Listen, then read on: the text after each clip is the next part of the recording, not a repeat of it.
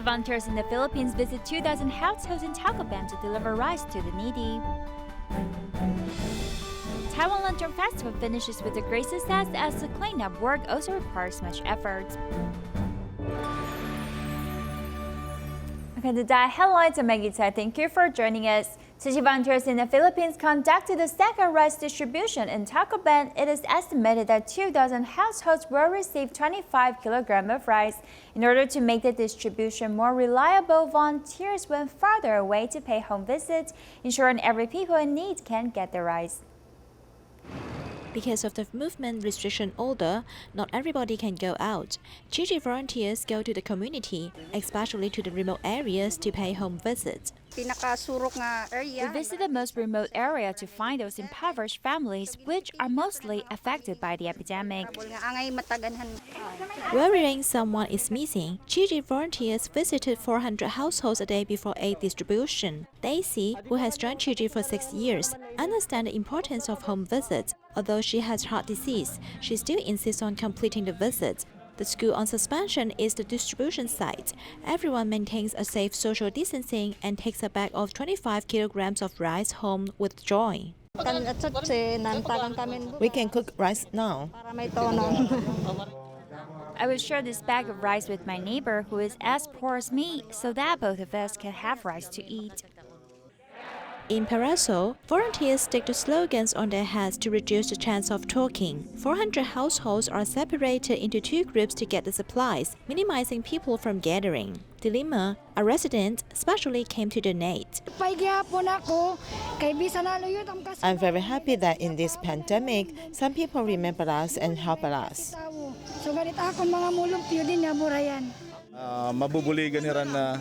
Many people in the village are affected. They lost their jobs and hence don't have money to buy food. Now with the rice, everybody does not need to starve. Family members. During the epidemic, everyone maintains social distancing. Volunteers' helping hands and smiling face made everybody's hearts get closer.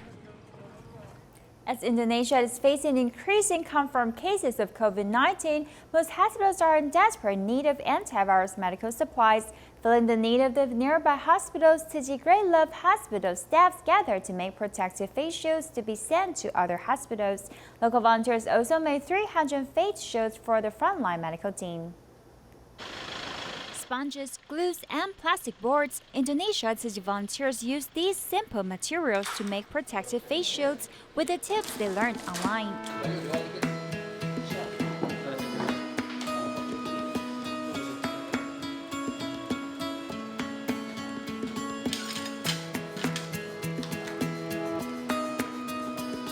There weren't many team members, but they were able to make 300 face shields within a short period of time and sent to 4 hospitals. We know that the medical team needs these supplies, and there are some districts that haven't received the government support. Therefore, they are very grateful to get the face shields we made. Those who receive help also want to help others. The frontline medical staff of Tzu Chi Great Love Hospital turned compassion into action as they understood the urgent need of preventive supplies. We are grateful to have the chance to serve and make these face shields for nearby hospitals. Hospital personnel who was working from home also joined the kind act to put in her effort from a distance. Under these circumstances, we must help each other. We can't offer financial assistance, so we help them make face shields. All hospital staff shared the compassion and made 1,200 face shields within 2 days to distribute to 3 hospitals. The great love during the dark hour is especially precious. Volunteers in Chinatown, New York used their holiday to send masks to Dharma masters at more than 10 temples. They also prepared bread and food so that the masters could safely live during the epidemic. Here's our report. Checking over every box of facial masks and food, volunteers in New York's Chinatown set off to 1,000 of nearby temples to distribute supplies. In order to save distribution time, volunteers started to contact Dharma masters for their necessities a week earlier and prepared to send out this love from Master Zeng Yan to everybody in the Buddhist sector.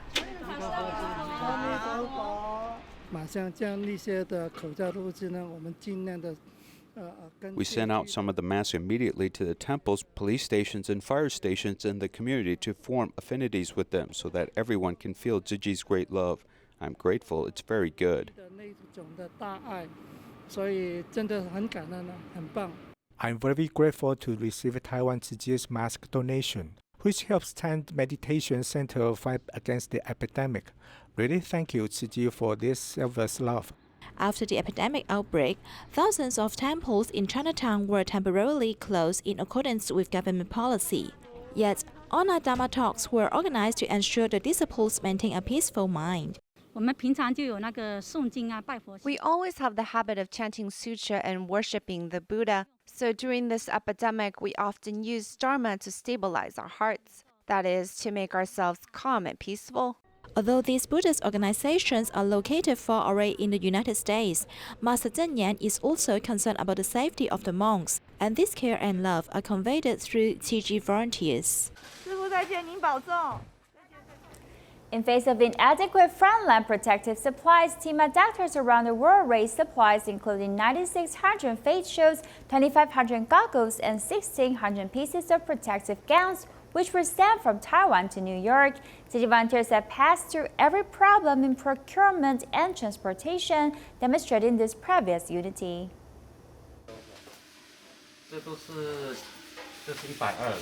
Checking over the amounts of supplies sent from Taiwan carefully, Dr. Kenneth Liu, a team doctor in New York, went to the service center early in the morning. These are the lots that worldwide team members gathered, which include 9,600 face masks, 2,500 protective goggles, and 1,600 pieces of protective gowns, and are ready to be sent to New York hospitals at any time. I'm very grateful to team of dentists around the world and Buddhist disciples who are so enthusiastic to send the timely supplies in this most difficult moment. In fact, this affinity arose from the revolutionary sentiment established by Dr. Kenneth Liu with Timor in Taiwan and worldwide when doing overseas disaster relief over the past years. When the epidemic in New York broke out, Taiwan team dentist Xie Jinnong initiated fundraising of supplies in chat groups. Doctors from Taiwan, Los Angeles, and the Philippines immediately donate generously. I believe in love and selflessness. I just wanted to raise a little supplies at a time, so I quickly sent out the messages. I didn't expect there are a lot of people willing to donate. Now there are more than 100 people have made donations. However, during the epidemic, the price of medical supplies increased and air transportation was quite difficult, which delayed the delivery for a long time. On the morning of the supplies arrival, volunteers worked together to coordinate with customs declaration and receive the supplies within a short period of time. It's true, I didn't expect we could complete customs declaration within such a short period of time, which was just about 4 hours, and we could mobilize so many volunteers to help. On that day, we just waited for about 8 hours to get the supplies.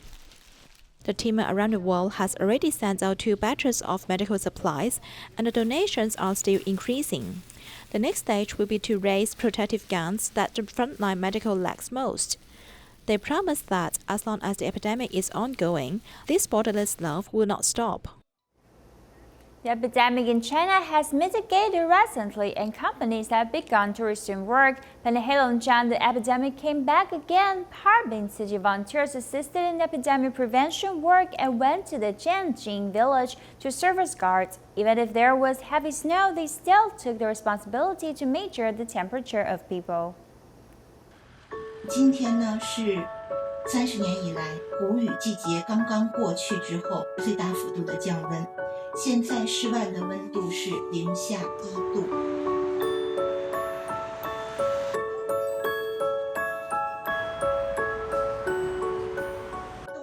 Despite the cold weather, volunteers put on a down jacket as well as thick snow boots and went to the entrance of Tianjin village in Harbin to register. After resuming work, many companies' cars came here. On average, more than 2,000 cars enter the village a day. We are the most tired people here. Tianjin Village is one of the three main entrances of this area. There is a serious shortage of guards at the epidemic prevention point. Tzu Chi was invited to assist. One of the Tzu Chi volunteers, Ma Liying, was on duty for nearly 3 months. I joined as a volunteer since the 1st of February. While I was expecting the end of the epidemic, the second outbreak happened. These volunteers were already on duty for more than 70 days. Everyone was physically and mentally exhausted. That time, I sought Tzu Chi assistance for the village. He gave off himself under the snow from morning to night. Tianjin Village has a deep relationship with us, Tzu Chi in Harbin. They are care recipients we have been caring for several years. So this time is just like guarding our parents and fellow villagers. It's our responsibility. The epidemic is back in Heilongjiang, yet love is always there fighting against the epidemic.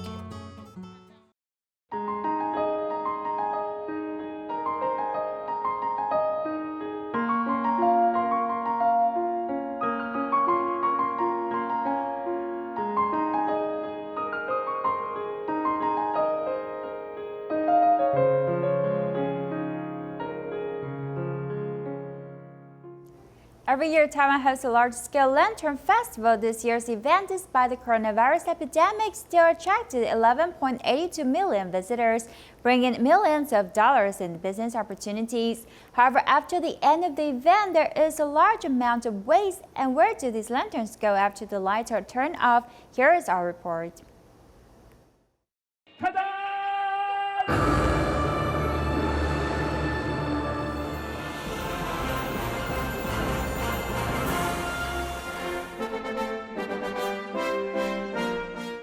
In the past 10 years, these street-themed lanterns aren't safe, but instead disassembled.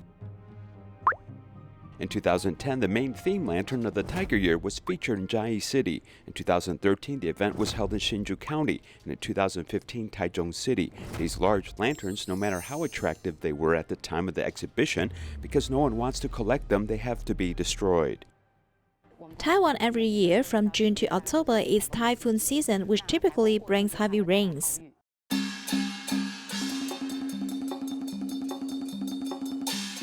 This can be called the best preserved theme lantern in history. Created in 2003, it has been 17 years since it was displayed in the Taichung Park, but few tourists come to see it. This shows that there are little business opportunities associated with saving theme lanterns. Normally, there's no lighting at night because this costs money. Looking back at the development of the Taiwan Lantern Festival, it all began in 1990. At that time, the atmosphere of the Lantern Festival was not the same as it is now. Before, they were more artistic. After the Lantern Festival, Westlake Resortopia would collect theme lanterns for 4 years. It has been nearly 30 years now, and we can still see the theme lanterns from 1991 and 1992. But the old theme lanterns have degraded over the years and are no longer full of glory, only about half of what they were in their prime. Why are there fewer lanterns in the park now? We don't adopt the theme lanterns because they have gradually evolved and the way they are made has also changed. University professor Wang Choying traveled all over the country every year with his family to visit the Taiwan Lantern Festival.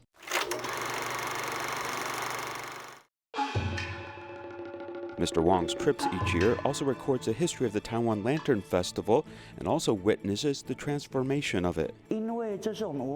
Because this is part of our culture, they have to be creative to make breakthroughs regarding the structure, and this can really be a major test of the skill of the designer.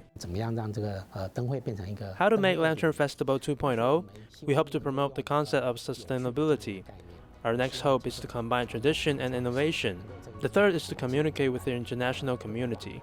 In addition to the main theme lantern, the artistic lantern area also shows off the skill of professional artists. We take this old thing and imprint it on the mind and bodies of people. Fan Chenzong has won many domestic and foreign awards and is also good at bamboo design. This time he invited mothers from a farmers association to create together. I want to take them home. Then I started to have a lot of images in my mind. Some can be used to raise chickens or some as fences. At the end of the Lantern Festival, they really moved the lanterns home to use it. It's so beautiful when it is circled. It has a special design. It is a pity that not all lanterns can be reused. In the Lantern Festival, there are literally thousands of large and small lanterns who face a terrible final fate. Plastic may need to be revided with some iron materials to make proper connections. Basically, the resource recovery rate is not very high.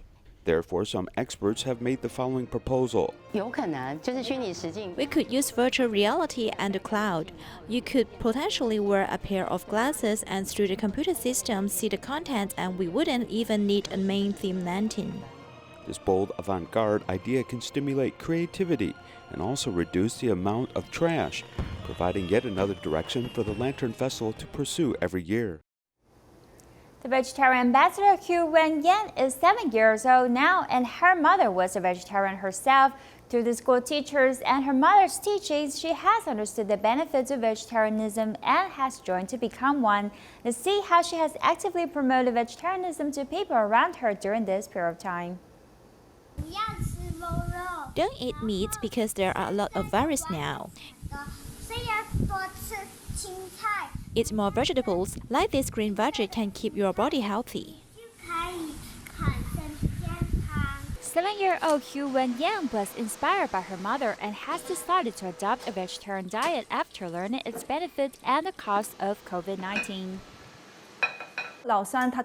Her favorite food is fish balls, so the hardest part is to to give up fish balls. However, she thought that COVID-19 was transmitted to humans from animals, so she decided not to eat any animal meat. If we eat a vegetarian diet, it will be healthy for our body and it can clean the earth, like this. If we eat meat, what would the earth look like? Let me show you. 1, 2, 3. The earth will disappear. Though she can't go out due to the movement restriction order, she used her cell phone to promote vegetarian diet to her classmates.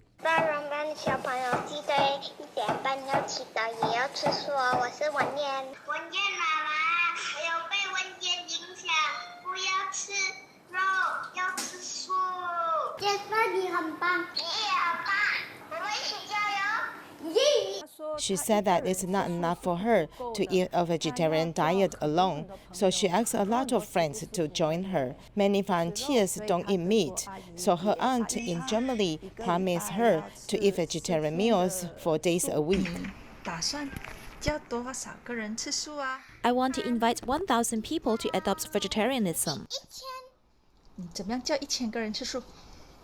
I will first ask 100 people to join, and 100 more in other places, and 100 more in another place.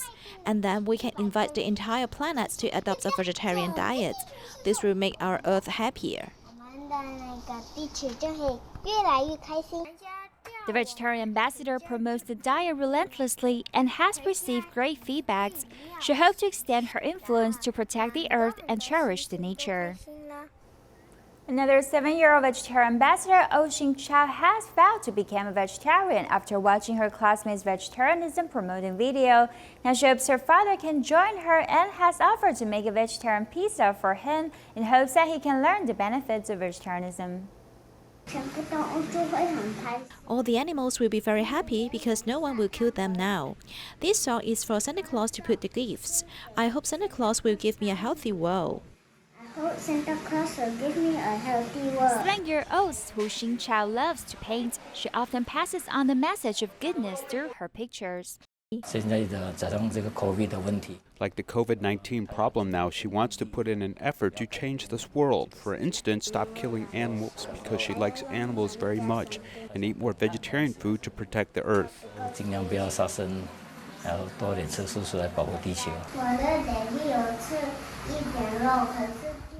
My dad is used to eating meat, but today I asked him not to. I will make a delicious pizza for him with mushrooms, tomatoes, broccoli, and lots of cheese in it. broccoli 还有很多的那个 cheese。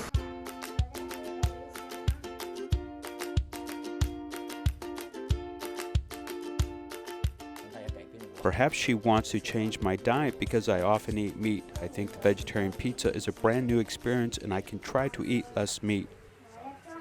为什么要爸爸吃素啊？他每天杀生不好，动物会痛。 Xinqiao used to be introvert and quiet, but now she's very eloquent and confident on promoting vegetarianism. She used to be very quiet at school and she won't even call her a teacher. Now she's doing great. Thank you. Xinqiao was inspired by her classmate and began to eat a vegetarian diet. She has not only gained her family's support, but also become a role model for her brother. Xie Xuan and Li Biyue are two elderly recycling volunteers and their total ages are over 150 years, but they are still very healthy. They must go to between the Yongchang recycling station and the youth park every day to collect the cardboard boxes the store do not want. Nevertheless, they feel they do this willingly because they want to give a better environment to the future generations. 我拢逐工去载吼，有当载袂去吼，就做有当做2抓。 3抓拢有啊，逐工的哦。天气若落雨嘛爱载啊。那跟他没去做了，好像心里的，还有一点事情还没做，一定要去做。